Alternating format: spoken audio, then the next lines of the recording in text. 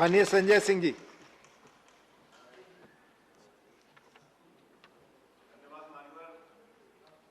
आपने मुझे नहीं हुआ सर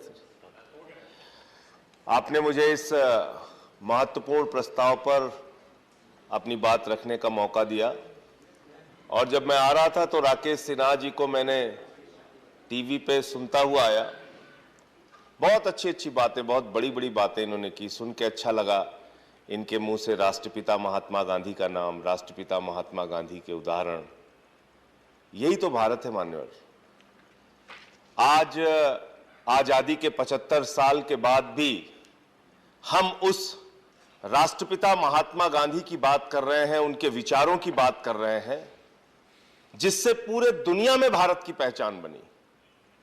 आप अमेरिका चले जाइए, आप रूस चले जाइए, आप लंदन चले जाइए, आप कनाडा चले जाइए, ऑस्ट्रेलिया चले जाइए, न्यूजीलैंड चले जाइए, वहां लोगों से आप कहिए कि हम भारत से आए हैं, वो भारत के प्रधानमंत्री का नाम शायद बाद में लेंगे, वो भारत के किसी पूर्व प्रधानमंत्री का नाम भी शायद बाद में लेंगे। वो सबसे पहले कहते हैं आप गांधी के देश से आए। गांधी जिसका मतलब अहिंसा, गांधी जिसका मतलब एकता, गांधी जिसका मतलब भाईचारा, गांधी जिसका मतलब प्रेम, गांधी जिसका मतलब सामंजस्य से समाज को लेकर आगे चलना, उस गांधी से पूरी दुनिया में हमारी पहचान बनी मान्यवर। और आज इतिहास के तथ्यों की पड़ताल अगर हो रही है तो मैं आपसे कहना चाहता हूं मान्यवर, आजादी के आंदोलन में बहुत से लोगों ने राष्ट्रपिता महात्मा गांधी का साथ दिया, बहुत से लोगों ने नहीं दिया। आजादी के आंदोलन में मान्यवर अलग अलग विचारधारा, अलग अलग मान्यता, अलग अलग धर्म, अलग अलग जाति के लोगों ने एक लक्ष्य बनाया कि नहीं, भारत को आजाद कराना है अंग्रेजों से, और उस एक उद्देश्य को लेकर भारत माता की आजादी के लिए सभी अलग अलग मान्यताओं, धर्मों, जातियों के लोगों ने आजादी के आंदोलन में बापू के नेतृत्व में देश की आजादी के आंदोलन में हिस्सा लिया मान्यवर, और देश को आजाद कराया। लेकिन मैं इसके साथ यह भी जोड़ना चाहता हूं कि जिस विचारधारा के लोगों ने गांधी का साथ नहीं दिया, जिस विचारधारा के लोगों ने अंग्रेजों की मुखबिरी की मान्यवर, जिस विचारधारा के लोगों ने आजादी के आंदोलन को धोखा दिया, उसको भी गांधी ने कभी गद्दार नहीं कहा, कभी देशद्रोही नहीं कहा। आज हम एक ऐसे समाज में रह रहे हैं जहां फिर से आवश्यकता है उन गांधी की विचारधारा को स्थापित करने की, भारत में उस महान साबरमती के संत के सोच को स्थापित करने की। कैसे अचानक हमारे सत्ता पक्ष के कोई भी मित्र किसी को भी देशद्रोही बोल देते हैं, किसी को भी टीवी चैनल पे बैठ के गद्दार बोल देते हैं, किसी को भी भारत के टुकड़े कहने वाला बोल देते हैं। आपको पता है इन बातों से किसी के मन को कितनी तकलीफ, कितना कष्ट पहुंचता है। भारत पूरी दुनिया में जिस हिंदू धर्म की चर्चा स्वामी विवेकानंद ने की, और उनके शिकागो के भाषण को अगर उठा के आप पढ़ेंगे तो उन्होंने हिंदू धर्म में अपनी आस्था का सबसे बड़ा कारण सहिष्णुता को बताया। सबसे बड़ा कारण सभी धर्मों और जातियों को एक साथ लेकर चलने को बताया। वसुदेव कुटुंबकम की हमारी विचारधारा को बताया। अरे हमारे हिंदू धर्म में तो लिखा है पूरा विश्व हमारा परिवार है। तो जब हम कहते हैं कि पूरा विश्व हमारा परिवार है मान्यवर, तो हिंदू भी हमारे परिवार का हिस्सा है, मुसलमान भी हमारे परिवार का हिस्सा है, सिख भी हमारे परिवार का हिस्सा है, ईसाई भी हमारे परिवार का हिस्सा है, अगड़े भी हमारे परिवार का हिस्सा है, पिछड़े भी हमारे परिवार का हिस्सा है। और जब हम गर्व से भारत माता की जय लगाते हैं तो भारत माता की जय का मतलब 130 करोड़ हिंदुस्तानियों की मां का जय लगाते हैं हम, 130 करोड़ हिंदुस्तानियों की। लेकिन मुझे अफसोस होता है, मुझे बहुत पीड़ा होती है, मुझे बहुत तकलीफ होती है जब भारत माता की जय लगाकर हम किसी जाति के खिलाफ नफरत फैलाने का काम करते हैं, जब भारत माता की जय लगाकर हम किसी धर्म के खिलाफ नफरत फैलाने की बात करते हैं। भारत माता की जय का मतलब है 130 करोड़ हिंदुस्तानियों की जय, और 130 करोड़ हिंदुस्तानियों की जय का मतलब है तमिलनाडु वाले का भी जय, केरला वाले का भी जय, आसाम वाले का भी जय, उड़ीसा वाले का भी जय, बंगाल वाले का भी जय, यूपी वाले का भी जय, बिहार वाले का भी जय, पंजाब वाले का भी जय, पूरे हिंदुस्तान की जय। ये सोच अपने अंदर विकसित कीजिए। आप प्रस्ताव लेके आए राकेश सिन्हा जी, मुझे बड़ी प्रसन्नता हुई। आज इतने गंभीर विषय पे इस सदन में चर्चा हो रही है। हम लोग डॉक्टर लोहिया को मानने वाले लोग हैं, समाजवादी आंदोलन से निकले हुए लोग हैं। रघु ठाकुर जी के साथ हमने काम किया लंबे समय तक। आदरणीय रघु ठाकुर जी ने हमेशा यही सिखाया, लोहिया के विचारों से हम लोगों को हमेशा शिक्षित करने का, प्रशिक्षित करने का काम किया। और वो बताते थे कि किस तरह से किसी धर्म विशेष में आस्था न होने के बावजूद वो कोई हिंदू धर्म की मान्यताओं को मानते हो, पूजा करते हो, अर्चना करते हो, ना करते हो, लेकिन वो डॉक्टर राम मनोहर लोहिया रामायण मेला का आयोजन करते थे, जिसमें रामायण की अच्छी बातों का, अच्छे संदेशों का लोगों के बीच में प्रचार प्रसार हो और अपने जीवन में कैसे बदलाव हो।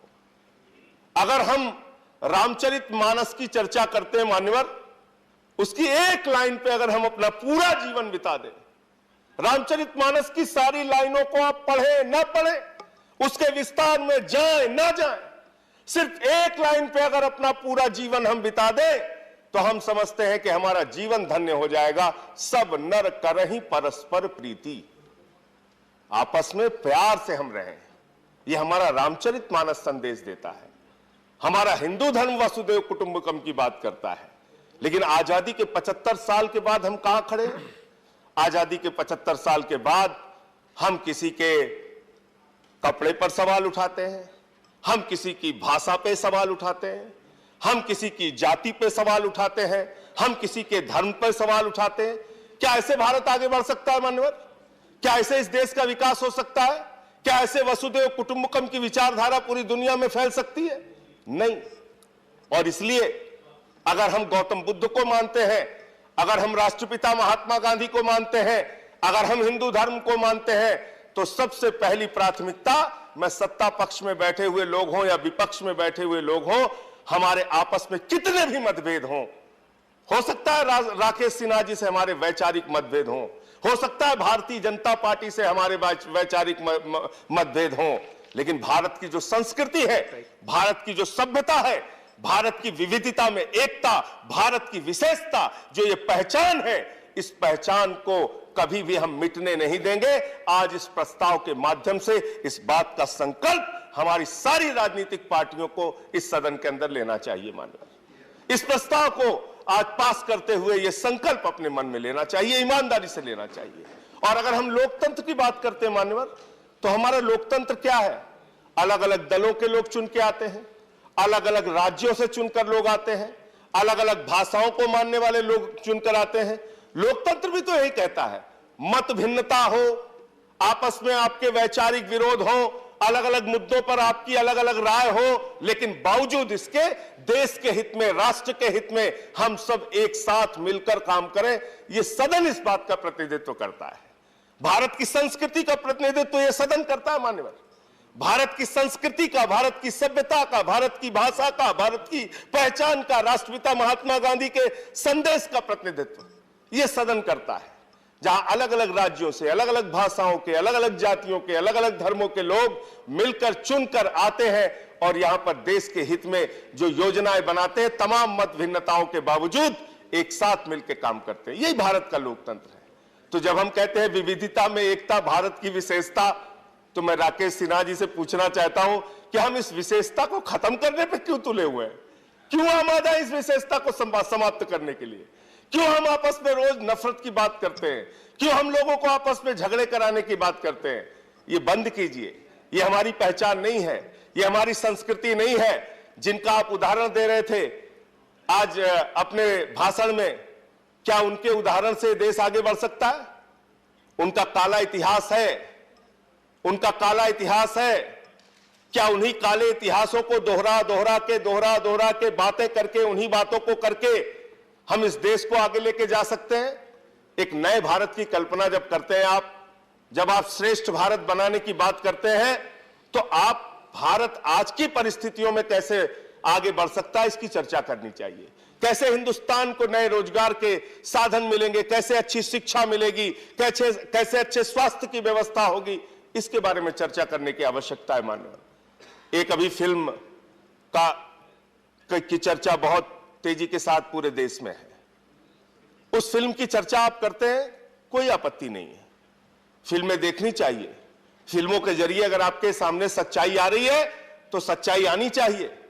अपने प्रस्ताव में मैं तो मांग कर रहा हूं आज इस सरकार से कि वो जो फिल्म कश्मीर फाइल्स है, उस फिल्म को यूट्यूब के जरिए पूरे हिंदुस्तान में फ्री कीजिए। पूरे देश का एक एक नागरिक उस फिल्म को देखे। दूरदर्शन पर उस फिल्म को दिखाइए, 2-2, 3-3 बार दिखाइए। लेकिन इसके साथ ही साथ मैं ये कहना चाहता हूं कि सिर्फ किसी के दर्द और किसी की पीड़ा पर मजाक उड़ाकर, किसी के दर्द और किसी की पीड़ा पर सवाल खड़े करके उस पर राजनीतिक रोटियां सेकने के बजाय आवश्यकता इस बात की है कि उन कश्मीरी पंडितों का पुनर्वास करने के लिए आपने क्या किया, यह भी सदन को बताइए।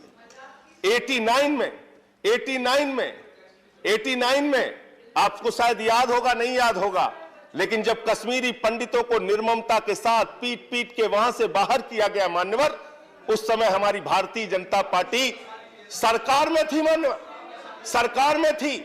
ये लोग सत्ता में थे, ये सत्ता के भागीदारी थे। वीपी सिंह जी प्रधानमंत्री थे और कश्मीरी पंडितों को जब मार मार के भगाया जा रहा था, आप सत्ता के साथ बैठे हुए थे, खामोश थे। ये इतिहास कभी भूल नहीं सकता।